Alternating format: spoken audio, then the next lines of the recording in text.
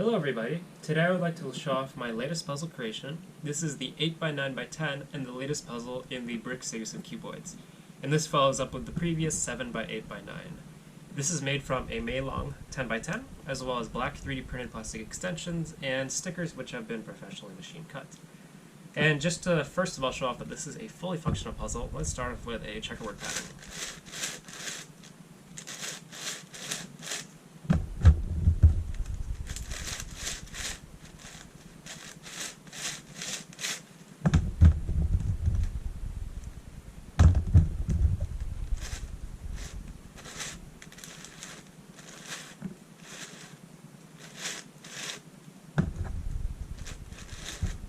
And as you can hear, this puzzle has been post-processed, so I have sanded down the outer edges and corners where most of the friction noise comes from.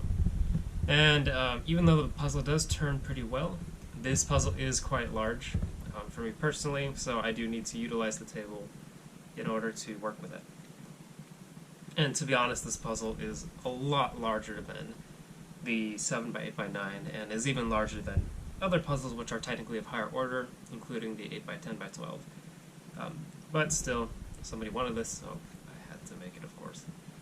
And as you can see, the shades look great, and I checkered the best I could for a even layer puzzle. I can't checker every side completely, but I got close enough. Anyways, let me revert this to its original state.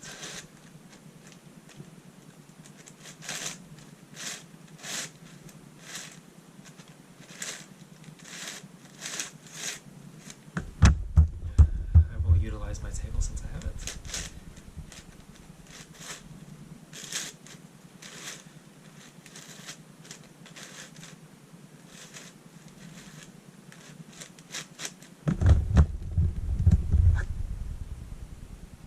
That was a mistake.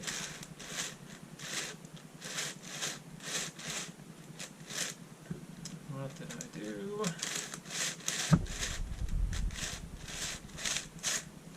Let's try this again. Let's go this way.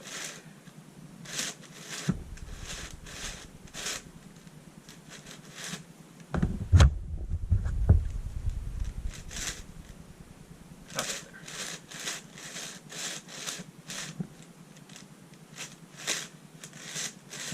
For some reason, I struggle at checkerboarding these brick puzzles. So before we get into shape-shifting and brick capabilities, let me just show off just really how large this puzzle is. So here's a, actually let's start with, here's a standard 3x3. And it really is quite a large puzzle. And the glare bit there, if I try to get a shot with it in front, it is a large puzzle. So this is not a puzzle that I would personally keep, but it is the highest order brick puzzle that is, I believe, accessible. So, somebody wanted it, and I made it. And then, just to really put things into context, here's a 5x5. The glare's hitting it. Slightly better. And still, it's quite a large puzzle. But with that aside, let's talk about what makes a brick a brick. Of course, it can shapeshift, but only in certain directions. So if I turn the, let's start with the non-shapeshifting sides. If I turn the 9 side onto the 10 side, it's not going to cut through that. It's just going to lock itself, because you cannot cut even through odd. And similarly, if I try to turn the 8 side onto the 9 side, that also will not do. I can, however, turn 10 side onto the 8 side. And that will cut through just fine. And same the other direction. So the only way that we can shapeshift this puzzle is if we have either the yellow side or the white side on top for this particular sticker scheme. And I will get more into turning quality. But first, let's check out the corner cutting. On puzzles this large, I like to keep them a little bit tighter because I really don't want pops to happen. But it'll cut fine. If there's a multi-layer misalignment, it'll cut that fine.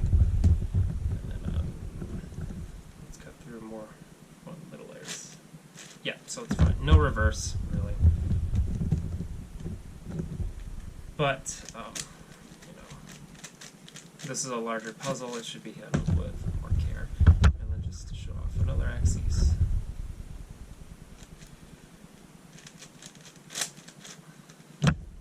It'll cut through. And I've already talked about the way in which these brick puzzles are made, but it's the same concept as the previous in the line. So with the white/yellow faces on the bottom, I took a 10 by 10, effectively turned it into a 10 by 10 by 8, and then for one of those, for one of the 10 by 10 sides, I took it, glued the middle two layers together, so this layer right here, this one, it's actually two layers glued together on the inside, and extended outwards to create one layer, and then every subsequent layer, repeat on both sides, is stepped inwards half a cubie to cover up the previous half, and that's repeated all the way out until the outermost layers, which creates, effectively it hides away one layer. And I won't demonstrate what that looks like internally, but I believe I did so in previous videos. But anyways, what most of you are probably really interested in is what this puzzle looks like scrambled, so demonstrate full functionality. I do know how to solve this puzzle. I will scramble it right now, and unfortunately that does mean I will have to solve it, but oh well, I'll be able to do that. So first, to scramble a brick, we want to effectively turn each of the layers into 180-degree increments. Hopefully I can show off more of the turning quality.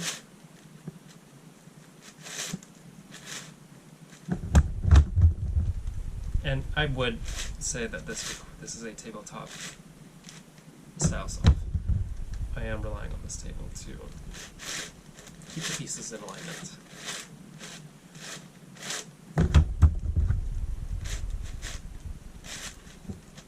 But for people with larger hands, perhaps that is not as much of a concern.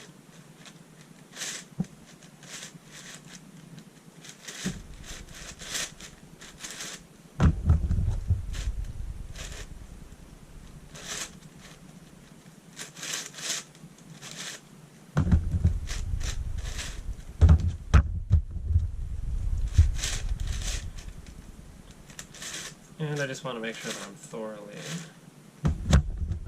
scrambling this up before I continue to the next stage of the scramble.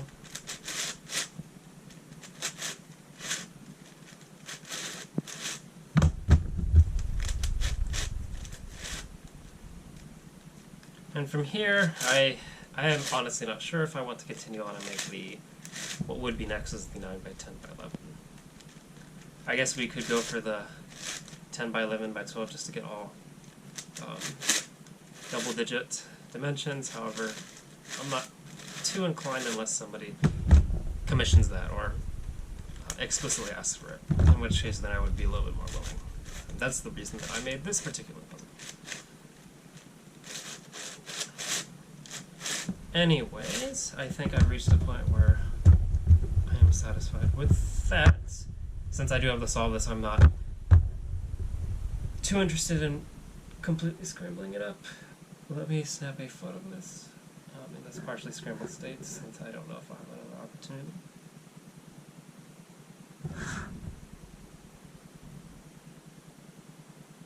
Alright, on with the rest of the scramble. So now this is where we can get into the shape-shifting aspect. So, as I said, with the white or yellow on the top, we can start to turn these axes in 90-degree increments, and then turn through that. And we can repeat that across all the layers. And that's when the puzzle becomes a bit of a mess. Not as big of a mess as the ultimate shapeshifter variants. Those puzzles will scramble completely across all axes.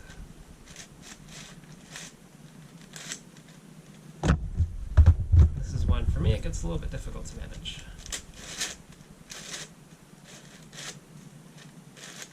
Thankfully, tolerances do allow for the puzzle to wiggle itself out of lock-up situations. But I will admit it is, again, difficult to manage with a puzzle of this size.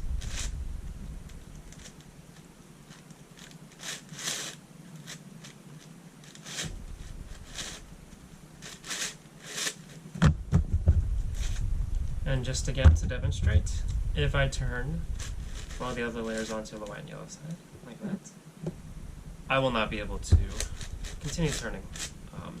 Well, actually, I can force it, to be completely honest. However, it's going to lock up, and that's not good. Yeah, I think I can force it. I really don't want to try it. So the problem is when the puzzles get of higher dimensions and the pieces get smaller, it does become easier to accidentally force the pieces across one another.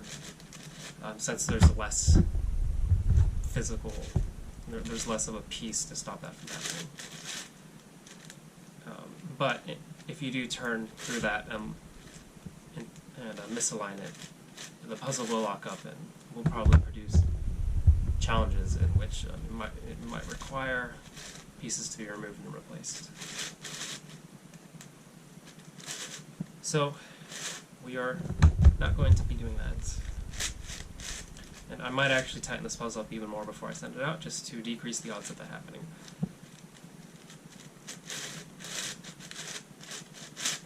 Anyways, I think that's sufficient Scramble. I will eventually have to solve this weekend, but I hope everybody enjoyed that demonstration, and I will see you in the next video.